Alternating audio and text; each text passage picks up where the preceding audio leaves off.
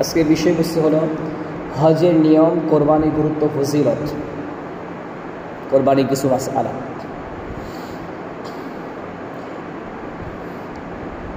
আজকে সৌদি আরবে 8 তারিখ, জিলহজ মাসের 8 তারিখ থেকেই মূলত হজের নিয়ম শুরু হয়ে যায়, হজের কাজ। হাজি সাহেবরা যেখানেই থাকুক না কেন, ফজরের পরে 8 তারিখে ফজরের পরে মিনামাজে সবাই চলে আসে, সেখানে ইহরাম বেঁধে কাবাতে চলে আসে। কাবাতে তাওয়াফ করার পরে 7টি তাওয়াফ শেষে 2 রাকাত নামাজ, তাওয়াফ শেষের নামাজ, 2 রাকাত ইহরামের নামাজ, এগুলো পড়ে সবাই লাব্বাইক আল্লাহুম্মা লাব্বাইক লাব্বাইক লা শারীকা লাক লাব্বাইক ইন্নাল হামদা ওয়ান নি'মাতা লাকা ওয়াল মুলক লা শারীকা লাক লাব্বাইক আল্লাহুম্মা লাব্বাইক, এই তালবিয়া উচ্চারণ করতে করতে সবাই মিনা বাজারে চলে যায়। সেখানে মিনা বাজারে জোহর থেকে নিয়ে 8 তারিখের জোহর থেকে নিয়ে 9 তারিখের ফজরের নামাজ পর্যন্ত মোট 5 ওয়াক্ত নামাজ পড়তে হয়। 9 তারিখে ফজরের পরে নামাজের শেষ করে সেখান থেকে লাব্বাইক বলতে বলতে আরাফার ময়দানে চলে যায় 9 তারিখে ফজরের পরে। তাহলে আরাফার ময়দান, আরাফা শব্দের হলো পরিচিত হওয়ার স্থান। আল্লাহ আদম এবং হাওয়াকে যখন দুনিয়াতে পাঠান নিষিদ্ধ গাছের ফল খাওয়ার কারণে, তারা দুনিয়াতে আসে উলঙ্গ অবস্থায়। দুনিয়াতে আসার পরে আদম আলাইহিস সালাম 3টা পাতা দিয়ে ওনার লজ্জাস্থান দেখে ফেল, হাঁটু থেকে নাভি পর্যন্ত। হাওয়া 3টা পাতা দিয়ে হাঁটু থেকে নাভি পর্যন্ত দেখে ফেলে এবং একটি পাতা দিয়ে ওনার বুক দেখে ফেলে, আরেকটি পাতা দিয়ে উনি ওনার মাথা দেখে ফেলে। মোট 5টি পাতা ব্যবহার করেন। আদম 3টা পাতা ব্যবহার করেন। এজন্যই পুরুষদেরকে মৃত্যুর পরে 3টা কাফন দিতে হয়, আর হাওয়া যেহেতু 5টি পাতা দিয়ে নিজের শরীরকে ঢেকেছিলেন, এজন্য 5টি কাপড় দিয়ে মহিলাদের কাফন দিতে হয়। আদমকে আল্লাহ তাআলা শ্রীলঙ্কার একটা পাহাড়, এই পাহাড়ের মধ্যে পাঠান। সেই পাহাড়ে আদম আলাইহিস সালাম আয়েশা যখন পা দেন একটা পাথরে, সেই পাথরে আদমের পায়ের ছাপ হয়ে যায়। এ পাথরটা এখনও শ্রীলঙ্কার ওই পাহাড়ে, যে পাহাড়টা আদম পাহাড় নামে পরিচিত, সেখানে বৌদ্ধরা আদমের পায়ের ছাপকে তারা পূজা করে। এখনও সেটা শ্রীলঙ্কাতে আছে, যেটা আরাফার ময়দান থেকে 3500 মাইল দূরে অবস্থিত। আর জেদ্দা শহরে হাওয়াকে পাঠান, সেখানে যেটা আরাফার ময়দান থেকে মাত্র 60 মাইল দূরে অবস্থিত। তো আদম হাওয়াকে 2 জনকে 2 জায়গায় পাঠায়। এবার 2 জনে একজন একজনকে খুঁজে, পুরা পৃথিবীতে আর কোনো মানুষ নেই, 2 জন একজন একজনকে খোঁজাখুঁজি শুরু করেছে। আল্লাহর কাছে কান্নাকাটি করে, যে অপরাধ করছে অপরাধ মাফের জন্য, আর কান্নাকাটি করে, আর এদিক দিয়ে আল্লাহ তাআলার কাছে মাফ চাই, আর একজন আরেকজনকে খোঁজাখুঁজি করে। 300-350 বছর খোঁজাখুঁজি করার পরে 2 জন আরাফাতের ময়দানে একটা পাহাড় আছে জাবালে রহমত, ওই পাহাড়ের কাছাকাছি আসে। পূর্ব দিক দিয়ে হাওয়া পাহাড়ের উপরে ওঠে, চিন্তা করে আদমকে দেখা যায় কিনা দেখি। আদম পশ্চিম দিক থেকে ওঠে, আর চিন্তা করে পাহাড়ের উপরে উঠে দেখি দেখা যায় কিনা। 2 জনে পাহাড়ের উপরে যখন উঠলেন, উঠে এরপরে একজনে একজনকে দেখে ছিঁড়ে ফেললেন। 2 জনে মিললে এবার আল্লাহর কাছে আরাফার ময়দানে কান্নাকাটি করে জাবালের রহমত পাহাড়ে বসে বসে আদম আলাইহিস সালাম আল্লাহর কাছে বলে, আল্লাহ এত বছর মাফ চাইটা মাফ করলা না, তোমার বান্দা আমার সন্তান মুহাম্মদ, ওনার বরকতে, ওনার উসিলায় আমাকে মাফ করে দাও। আল্লাহ আদমকে জিজ্ঞাসা করে, আদম মুহাম্মদ নামটা সম্পর্কে তুমি কিভাবে জানলা, কিভাবে তার সাথে পরিচয়? আল্লাহ জানেন, এরপরেও জানতে চাইলেন। আদম বলেন, আল্লাহ আমাকে যখন প্রথম সৃষ্টি করেছেন, আমার ভিতরে রূহ দিয়েছেন, তখন আমি তাকায় দেখি আপনার আরশের মধ্যে লেখা, আরশের নিচে লেখা লা ইলাহা ইল্লাল্লাহ মুহাম্মাদুর রাসূলুল্লাহ। আপনার নামের পাশেই যে মুহাম্মদের নামের মুহাম্মদ নামটা লেখা, তখন আমি মনে করেছি যে এই নামটা সাধারণ কোনো নাম নয়, নিঃসন্দেহে এটা আপনার প্রিয় এক ব্যক্তির নাম। এই জন্য এই প্রিয় ব্যক্তির নামেই আমি আপনার নিকটে ক্ষমা চাইলাম। আল্লাহ পাক রব্বুল আলামিন বলেন, আদম ঠিক আছে, আমার এমন বন্ধুর নামে তুমি, আমার এমন বন্ধুর উসিলাই আমার কাছে ক্ষমা চাইলাম, যাকে না সৃষ্টি করলে দুনিয়া আমি সৃষ্টি করতাম না, এমনই কথা। আল্লাহ তাআলা বলেন যে তাকে তার উসিলাই মাফ চাওয়ার কারণে না তোমাকে মাফ না করে তো পারি না, মাফ করে দিলেন আল্লাহ তাআলা আদম আলাইহিস সালামকে।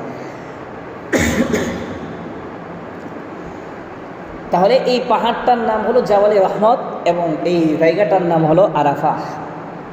হাজী সাহেবরা 9 তারিখে ফজরের নামাজের পরে সেখানে চলে যাবে এবং সেখানে যাওয়ার পরে হাজী সাহেবরা সবাই জোহর থেকে নিয়ে মাগরিবের সূর্য অস্ত পর্যন্ত অবস্থান করবে।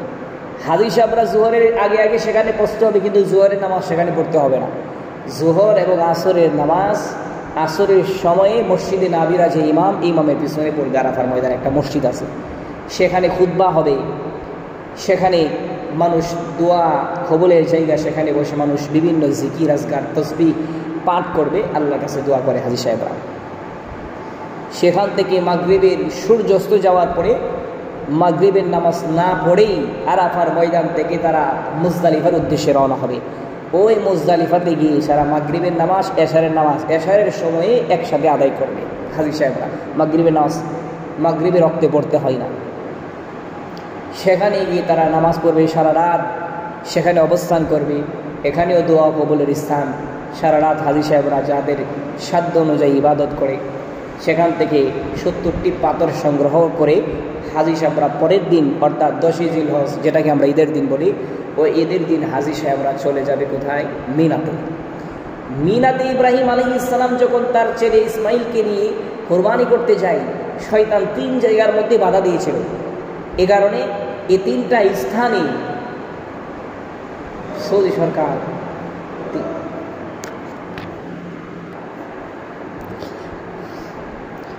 হাজী সাহেবরা সেখানে সৌদি সরকার 3টা জায়গার মধ্যে শয়তান যেখানে বাঁধিয়েছে 3টা বড় বড় ফিলার করে দিয়েছে।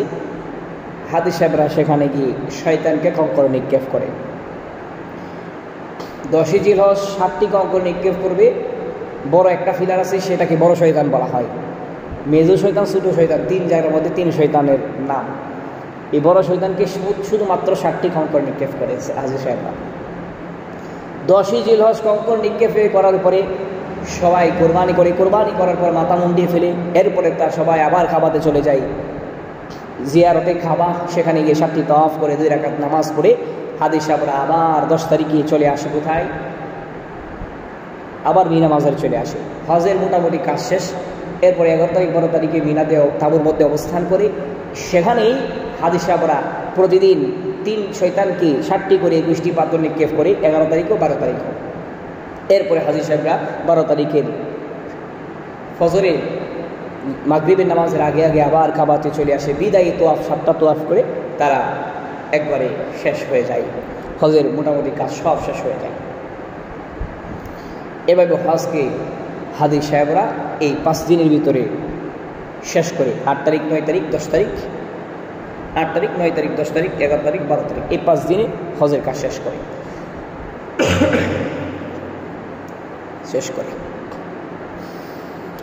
তাহলে যেহেতু আমরা যারা বাড়িতে আছি, এই জিলহজ মাসের 10 তারিখে আমাদের জন্য সবচেয়ে বড় আমল হলো কি? কোরবানি করা। সেই কোরবানি শুরু হয়েছে শুধু আমাদের উম্মতের বেলা না, ইব্রাহিম নবীর জামানা থেকে শুরু হয় নাই কোরবানি। কোরবানিটা শুরু হয়েছে আরও অনেক আগ থেকে। কখন থেকে শুরু হয়েছে? আল্লাহ পাক রব্বুল আলামিন পবিত্র কোরআনে সূরা মায়েদার 27 নম্বর আয়াতে আল্লাহ তাআলা বলেন, ওয়াতুলু আলাইহিম নাবা বুনাইনি আদম বিল হাক্কি। আল্লাহ পাক রব্বুল আলামিন তার নবীকে ডাক দিয়ে বলেন, নবী আপনি আপনার উম্মতের কাছে আদমের 2 সন্তানের কথা বর্ণনা করুন। আল্লাহ পাক রব্বুল আলামিন আদম এবং হাওয়ার মাধ্যমে 40 জোড়া সন্তান দুনিয়াতে পাঠায়। সর্বপ্রথম যেই সন্তান জন্মগ্রহণ করেছে একজন ছেলে এবং একজন মেয়ে। ছেলেটার নাম হলো কাবিল আর মেয়েটার নাম হলো আকলিমা। প্রথম বছর জন্মগ্রহণ করেছে। দ্বিতীয় বছর যে ছেলেটা জন্মগ্রহণ করেছে তার নাম হাবিল। দ্বিতীয় বছরের হাবিলের সাথে যে জন্মগ্রহণ করেছে মেয়েটা, তার নাম হলো লেবুদা। আল্লাহ পাক রব্বুল আলামিন আদমকে জানায় দেয়, আদম এই সন্তানগুলা যখন বড় হলো, আল্লাহ আদমকে জানায়, আদম যেহেতু পৃথিবীতে আর কোনো মানুষ নাই, আমি আল্লাহ মানুষ বিস্তারের ইচ্ছা করেছি, এই জন্য আপনি আপনার প্রথম বছরের মেয়ের সাথে দ্বিতীয় বছরের ছেলের সাথে প্রথম বছরের মেয়েকে বিবাহ পড়ায় দেন। প্রথম বছরের ছেলে কাবিলের সাথে দ্বিতীয় বছরের মেয়ে লেবুতার বিয়ে পড়ায় দেন।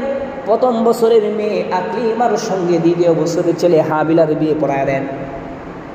কিন্তু এই দুইজন মেয়ের মধ্যে লেবুতার তুলনায় আকলিমা ছিল তুলনামূলক বেশি সুন্দর।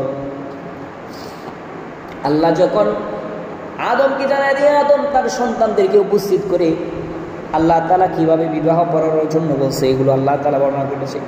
আদম নবীর বর্ণনা শুনে হাবিল কোনো কথা বলে না, কিন্তু তৎক্ষণাৎ কাবিল প্রতিবাদ করে বসে। কাবিল কয় না, আমার সঙ্গে যে মেয়েটা জন্মগ্রহণ করেছে আমার বংশে বেশি সুন্দর, সুতরাং আমি তাকে বিয়ে করব, আমি আপনার কথা মানতে রাজি না। আদম আলাইহিস সালামের সাথে যুক্তি নেই।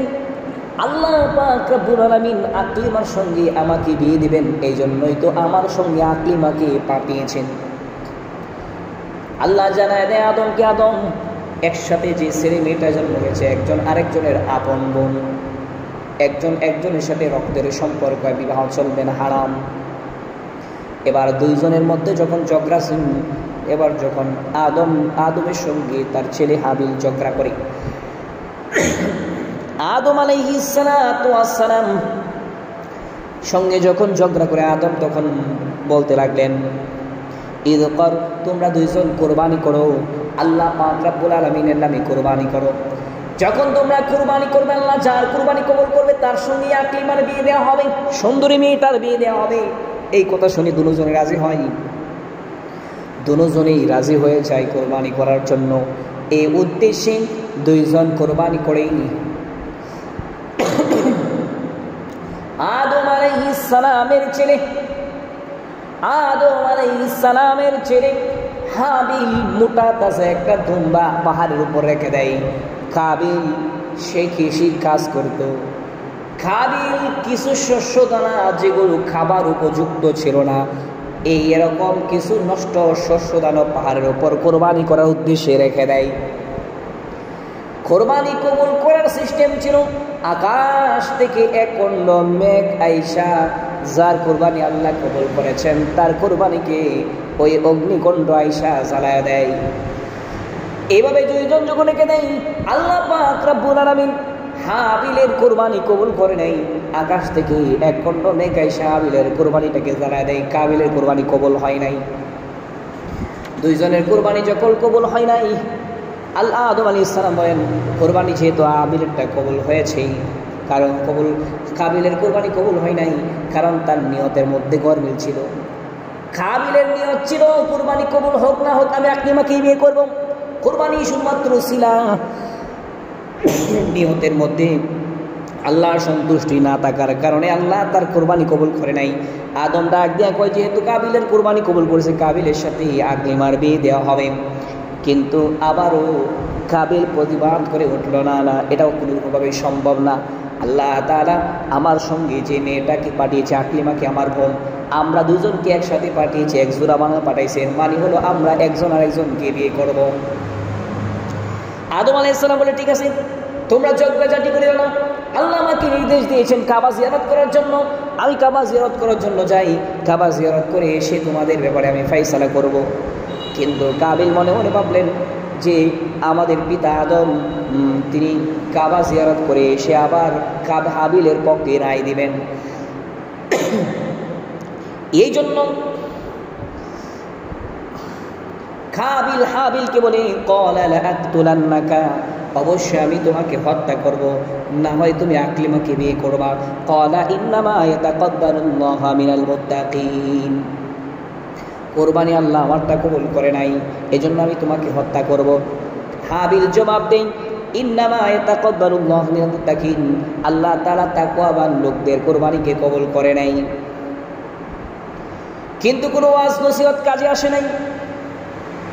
হাবিল এবার বলতে লাগলেন, ওয়ালা ইন বাসাত্তা ইলাইয়া ইয়াদাইকা লিতাকতুলানি মা আনা বিবাসিতি ইয়াদিয়া, ইলাইকা লা আকাতুলাকা ইন্নী আখাফুল্লাহু রাব্বুল আলামিন। হাবিল তার ভাই কাবিল কি ডাক দিয়ে বলেন, কাবিল তুমি যদি আমাকে হত্যা করার উদ্দেশ্যে তো আমার দিকে তোমার হাত প্রসারিত করো, লা তাকতুলানি মা আনা বিবাসিতি ইয়াদিয়া ইলাইকা লিআকতুলাকা, আমি তোমাকে তোমার দিকে হত্যার উদ্দেশ্যে আমার হাত প্রসারিত করব না, নিশ্চয় আমি বিশ্বজাহানের প্রতিপালক আল্লাহ তাআলাকে ভয় করি। ইন্নী উরিদু আন তাবুতা বিইসমি ওয়া ইসমাকা ফাতাকুনা মিনা আসহাবিন নার। কাবিলকে সতর্ক করে দেয়, তুমি যদি আমাকে হত্যা করে ফেলো তাহলে আমার সমস্ত গুনাহ এবং তোমার সমস্ত গুনাহ তোমাকেই বহন করতে হবে। ফাতাকুনা মিন আসহাবিন নার, ফলে তুমি জাহান্নামের অধিবাসী হয়ে যাইবা। এইভাবে অনেক সতর্ক করলেন, কোনো কাজ হলো না। সে যার মনে চাইল কাবিলকে হত্যা করার জন্য এক পর্যায়ে সে হাবিলকে হত্যা করে ফেললো।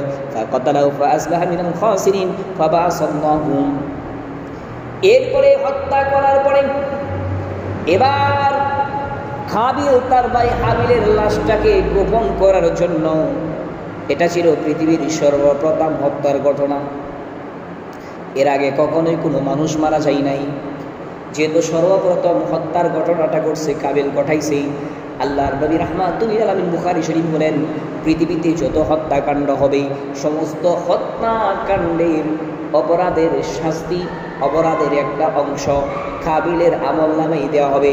কারণ যেহেতু সে প্রথম অপরাধ করছে একজন মানুষকে, আর একজন মানুষ কীভাবে হত্যা করতে হয় এটা কোনো মানুষ কখনোই জানতো না। কাবিল এটা দুনিয়ার মানুষকে শিখাইছে। এই কারণে কাবিলের আমল নামায় কিয়ামত পর্যন্ত যত হত্যার ঘটনা হবে সমস্ত হত্যার একটা অংশ কাবিলের আমল নামাই আল্লাহ তাআলা দিয়ে দিবেন। এইভাবেই কাবিলের অপরাধী সাব্যস্ত হলো। এবার কাবিল ভাইয়ের লাশটাকে নিয়ে গোপন করার জন্য চেষ্টা করে, মানুষকে মৃত্যুর পরে কিভাবে দাফন করতে হয় জানে না, কারণ কোনো মানুষ তো এর আগে মারা যায় নাই। আল্লাহ তাআলা শেখানোর জন্য আল্লাহ তাআলা একটা কাককে পাঠালেন। আল্লাহ বলেন, ফাবাসাল্লাহু গুরাবান ইয়াবাসু ফিল আরদি লিয়ুরিয়াহু কাইফা ইউরিয়াহু সাওয়াআহি। কাবিল যখন হাবিলের লাশটাকে নিয়ে মাথার মধ্যে খাদি নিয়ে ঘোরাফেরা করে যে কোথায় তাকে লুকানো যায়, তখন আকাশের দিকে তাকায় দেখে একটা কাক তার পিঠের মধ্যে আরেকটা কাককে নিয়ে কাবিলের সামনে এসে নেমে পড়ে। এরপরে নিজের টুট দিয়া কাক মাটি করতে শুরু করে দেয়। এক পর্যায়ে মৃত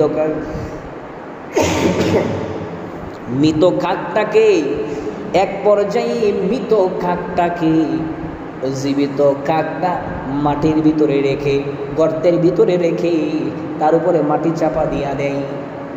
শিখায়া দিলেন, এভাবে শিখায়া দিলেন কিভাবে একজন মানুষকে আরেকজন মানুষ কিভাবে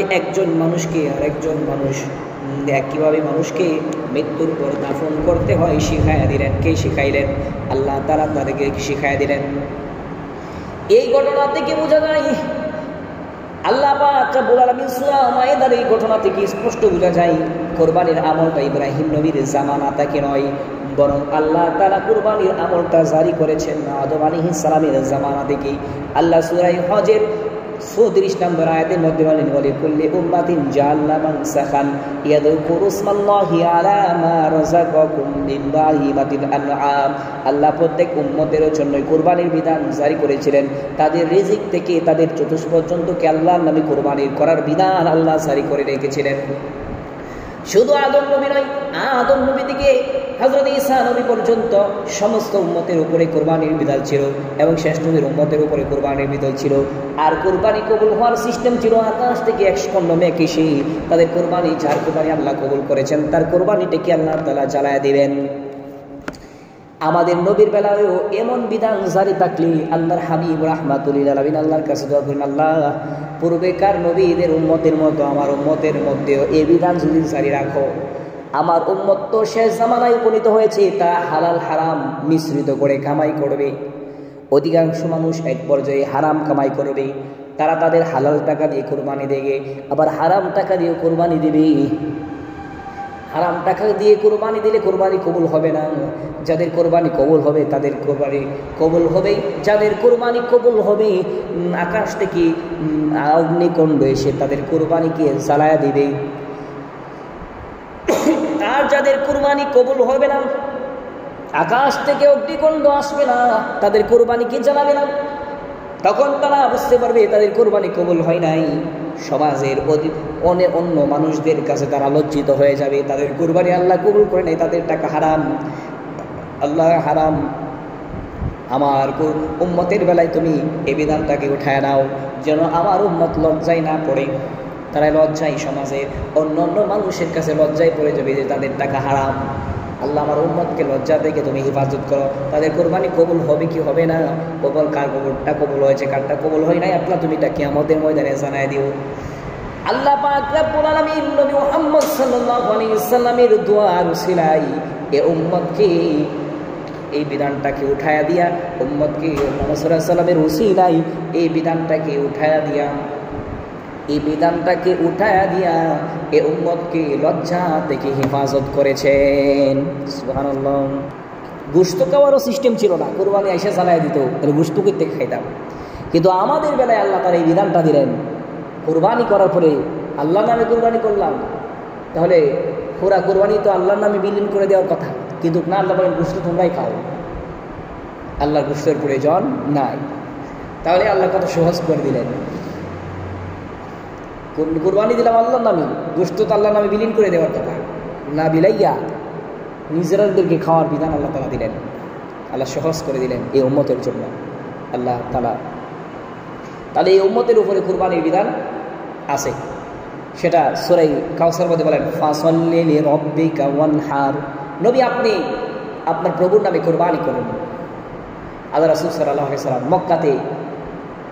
মক্কা থেকে মদিনায় যাওয়ার পরে, মদিনাতে 10 বছর ছিল, এই 10 বছরের ভিতরে আল্লাহর হাবিব কখনোই কোরবানি ছাড়ে নাই, প্রতি বছর কোরবানি করেছে। বোঝা গেল এর গুরুত্ব আছে। এই উম্মতের উপরে কোরবানি করা ওয়াজিব, যারা নেশাব পরিমাণ মালের মালিক হবে। কাদের উপরে কোরবানি করা ওয়াজিব? যারা প্রয়োজনের অতিরিক্ত 52 তোলা 52 ভরি রূপার মালিক হবে। বর্তমান বাজার অনুযায়ী সেটা 75,000 থেকে 80,000 টাকার ভিতরে। সর্বনিম্ন 75,000 টাকার মালিক যদি কেউ হয়, প্রয়োজনের অতিরিক্ত তার কাছে আছে, তার উপরে কোরবানি দেওয়া আবশ্যক হবে।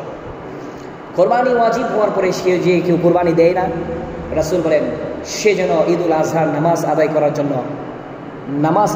জন্য সে যেন না আসে। কারণ ঈদের নামাজ কাদের জন্য? যাদেরকে আল্লাহ সামর্থ্য দিয়েছেন কোরবানি করার জন্য, তারা ঈদের নামাজ পড়বে। এবং যাদেরকে সামর্থ্য দেয় নাই, এবং তারাও ঈদের নামাজ পড়বে।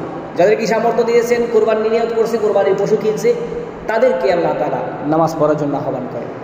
আর যারা সামর্থ্য থাকার পরেও কোরবানি দেয় না, তারা যেন কোরবানি ঈদগাহে না আসে। কঠিন বিধান আল্লাহ রাসূল ধমক দিয়েছেন। কোরবানির গুরুত্ব এবং ফজিলত। এবার আমরা শুনি কোরবানির কিছু ফজিলতের কথা।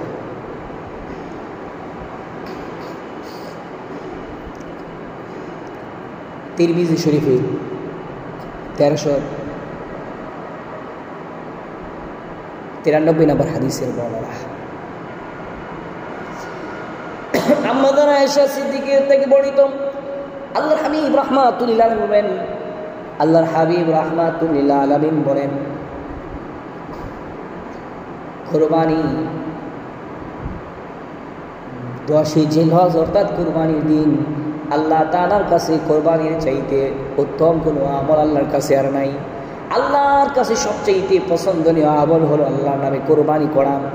এমনকি কোরবানির রক্ত মাটিতে পড়ার আগে আল্লাহ পাক রব্বুল আলামিন কোরবানিকে কবুল করে নাই।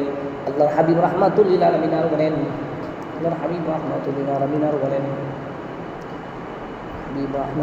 আলামিন বলেন,